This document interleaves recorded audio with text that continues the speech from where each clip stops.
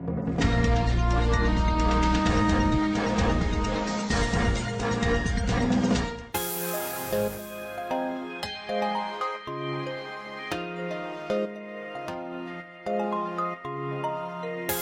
Kiki Saputri kembali jadi perbincangan setelah mengungkap tabiat salah satu pelawak senior yang ia kenal.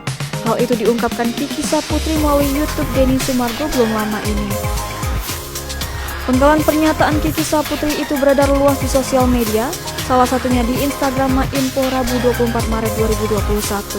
Saat itu Kiki Saputri menceritakan pengalamannya terkait salah satu pelawak yang menurutnya ditakuti kru televisi. Lantaran pelawak senior itu memiliki temperamen keras, Kiki Saputri tak menyebutkan detail di acara apa kejadian itu. Hanya saja menurut Kiki Saputri, ia yang dikenal suka merosting nyaris mendapat masalah dengan pelawak senior itu.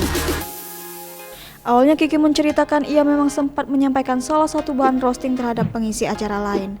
Namun apa benar sosok yang dimaksud Kiki Saputri adalah Sule?